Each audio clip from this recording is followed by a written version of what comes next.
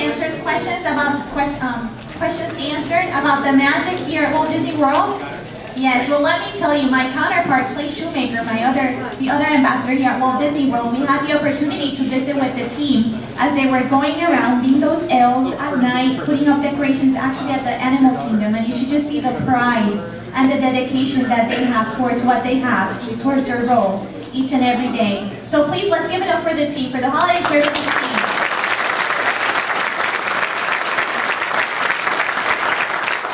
Now we have the hats.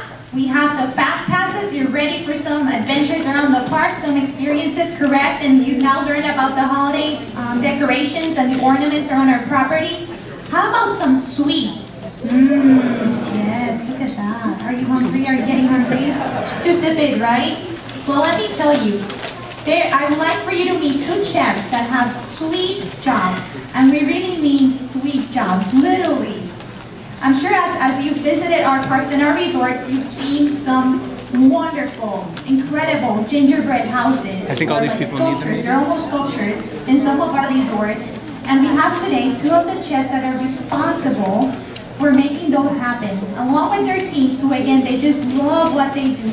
They get together every year, they work through the designs, and they partner with other of our teams on property to make sure that these sculptures, these creations are up and going, and they just smell so good, right? Have you been through these resorts, through these lobbies, and they smell so good, and you just want to go and get near and maybe grab a little piece and try it out? Which, thank goodness, we have the boundaries around it, the little gates, because I'm sure a lot of us would have done it, right?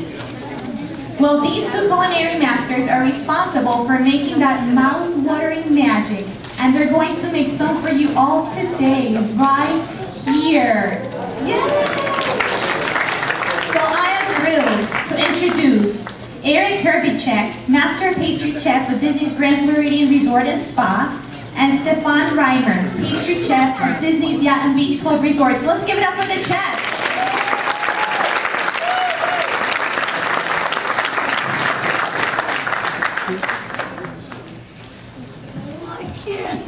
Good morning, everyone.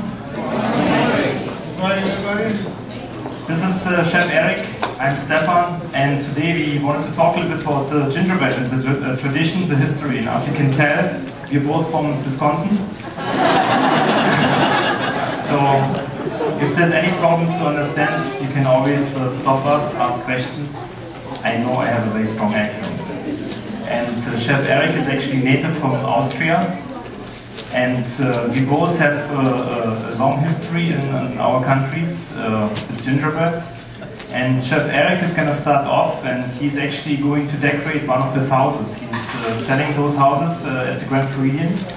He built a massive gingerbread house, and he's going to show you how to decorate everything step by step. Okay? Anyway, I will start with the house.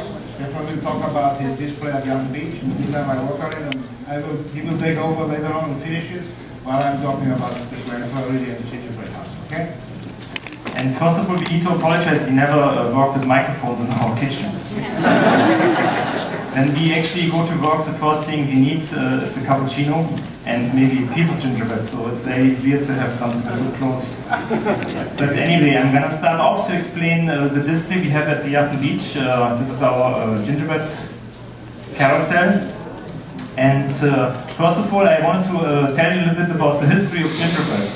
It goes back to the 17th century, and there's always a discussion when I talk to guests, what is the difference between American and European gingerbread. It actually goes back that the Europeans prefer to take honey.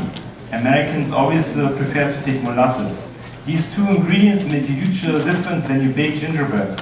American gingerbread here is usually a little bit more crispy. European gingerbread is much more moist because the honey gives a beautiful texture to the gingerbread. So when we do gingerbread, we do everything from scratch. Eric and I, we have traditional recipes. We converted them because my first lesson in gingerbread was actually with my grandma when I was little. It was a tradition always 2 weeks before Christmas to bake cookies. To me it was very painful. I always felt like it was a punishment. I'm very happy actually when I look back. She was the first one who taught me about gingerbread, it's a tradition. And when we started to build gingerbread projects here at Disney World, what we wanted to do, we wanted to educate first of all our guests on the tradition of gingerbread.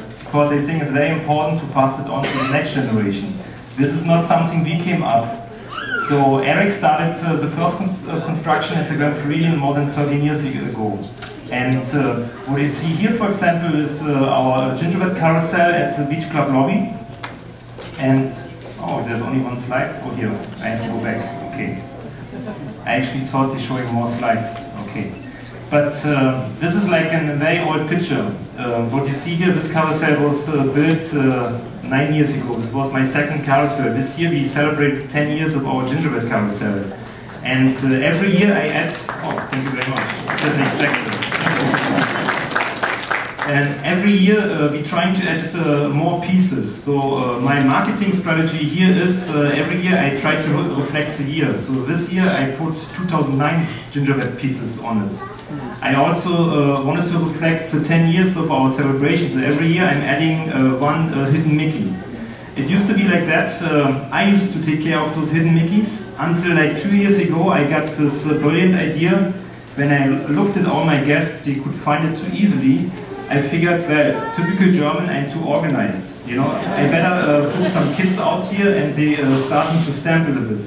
So because I did that whole scenario, guests really struggled to find them. So what happened to me in the lobby, sometimes he's chasing me because he want to find out for me where are the hidden Mickeys, but I don't have any clue actually. So we usually stamp the hidden Mickeys in all kinds of parts. They can be in horses, all over, and usually both of us using little stamps. They are made out of a metal plaque, almost the size of a pin, and we're using dusted gold, edible gold, and we're just stamping them in. And to build a construction like that, you need to start in the summertime. So in Europe, for example, when you finish your Easter season, you start immediately after the Easter season with gingerbread. Erich and I, we implemented the same system. So actually in the summertime, we're starting to do our honey sponge. And what that means, you basically bring honey to boil and you put it together with flour. We're using rye flour because rye flour is a little bit softer. It doesn't absorb that fast the liquid. And you start mixing it. And it forms, it shapes a beautiful dough. It smells unbelievable. So we put this one aside for about 3-4 months. So you only have 2 ingredients basically, flour and honey. You don't have to be worried about anything because the shelf life is pretty long. We don't use any materials which can actually distract the quality of the gingerbread. Then 3 months later, in the middle of September, we're actually taking this sponge, this starter, and we're adding our spices. And does anyone know why we're adding spices to gingerbread? What? Very good. I actually have a little prize for you. Look, because you were brave to respond first one. So thank you very much. Enjoy. The reason, first of all, is in Europe, as well, I don't know if you're all from Florida or from all over the country, there's in certain parts obviously a lot of snow. It's a cold weather scenario. And in particular in Germany and in northern Europe, it's so cold. So somebody figured if you put spices in, and the combination with honey, it actually protects you, you don't get sick. It happened to me the same thing when I lived in India. I had every morning I drank tea with ginger. I never got sick. It's amazing how your body actually reacts to certain aromas, flavors, spices.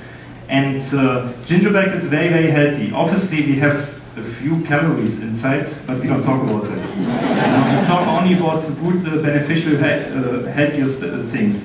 And it's very important, and there's many traditions starting off with gingerbread. We have certain drinks, we have certain products, and you see Erich, he actually is so focused on decorating because this is our fun season. We are always getting very stressed out, first of all, but once the season starts, we're actually getting very excited because we're creating these things to educate everyone and to also showcase what you can make with gingerbread.